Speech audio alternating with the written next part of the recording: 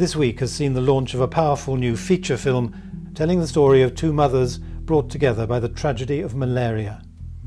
In the audience was the director of the campaign Malaria No More, James Whiting.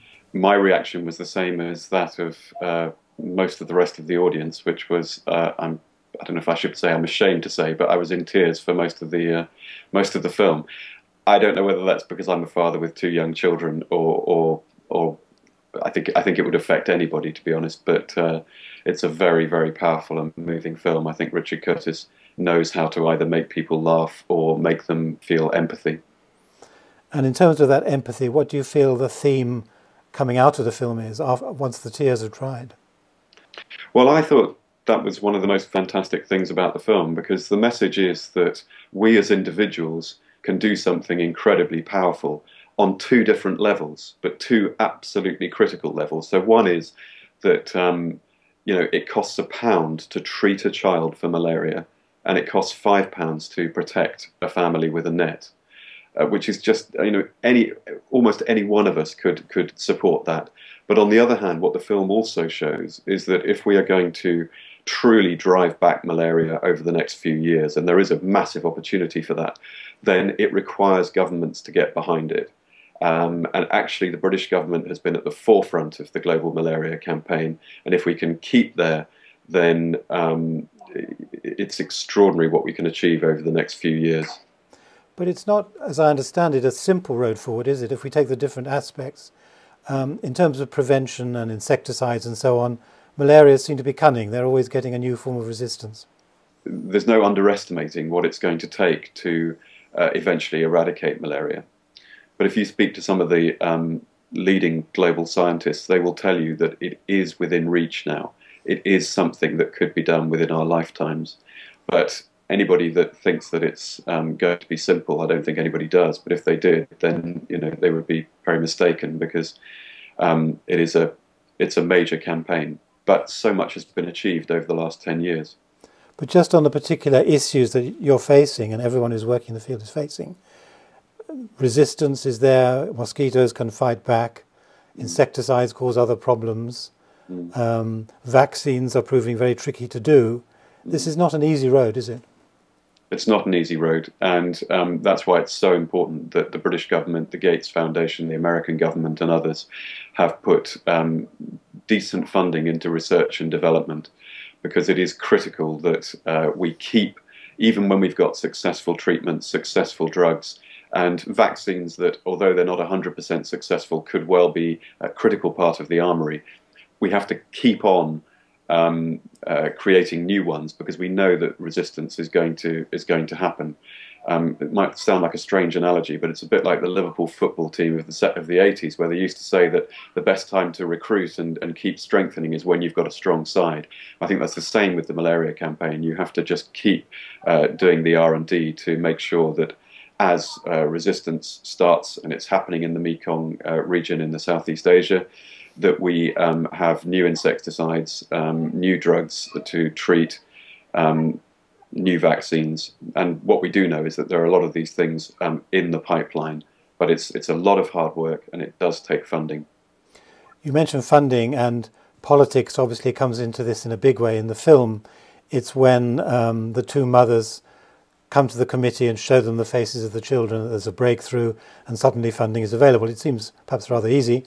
In the real world, I believe the requirement is for something like $5 billion to really get on top of this. How realistic politically do you think it is to raise that? Well, I think it's going to be very tough, particularly in the current economic environment. But there is the UK government and the US government and others have really put themselves at the front of this campaign. We know that the UK government is going to have more money for international development over the coming year or two, and we hope that the UK will continue to position itself at the absolute front of the campaign. I mean, the UK has set itself an extraordinary target, really, of helping to halve deaths in 10 of the worst countries by 2015, which would be an amazing achievement. And in order to achieve that, they will need to put in really substantial funding over the next 2 years. But they are well on the way. And then turning to Malaria No More, what are your particular aims? Well, we have three things that we want to do. The first one is to fund really innovative programs in countries that can be scaled up to national level, but we put in relatively small amounts, but try and make sure that things that are going to really take forward the delivery of the malaria campaign can be replicated by others much bigger than us.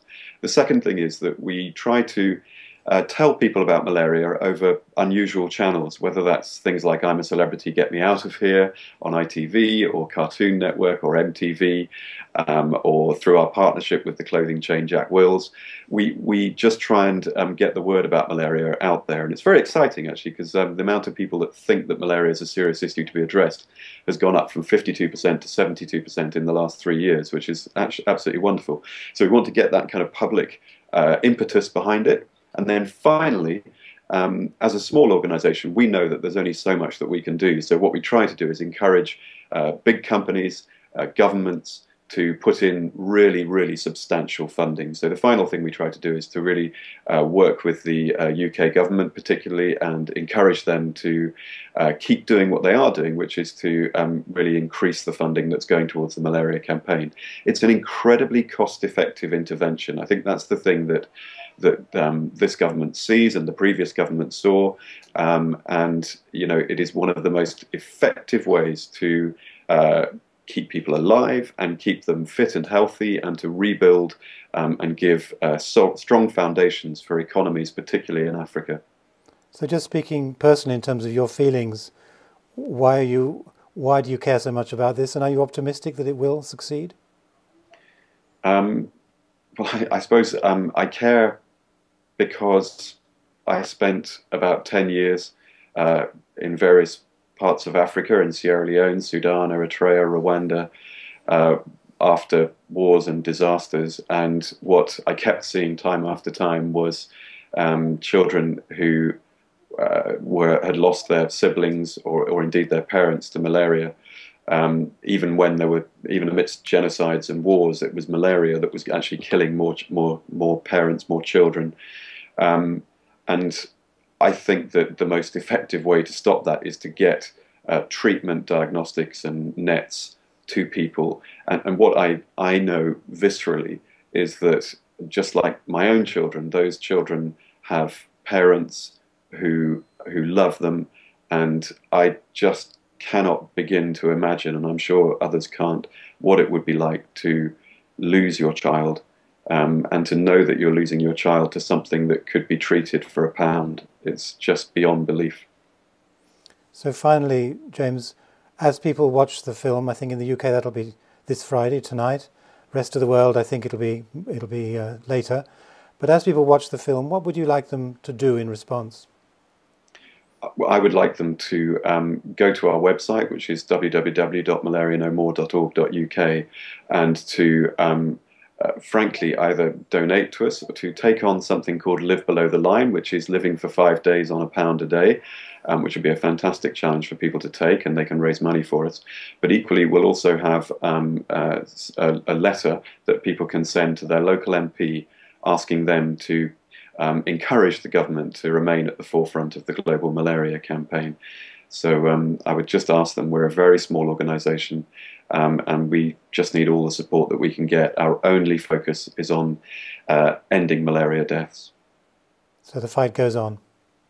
The fight goes on, and we're going to win it, and we are winning it. The deaths are down by 1/3 in the last 10 years. We can get them down from about 650,000 to less than 100,000 in the next few years if we keep this up. And just to think what that means for so many parents, I hope people, will feel that that's something worth getting behind.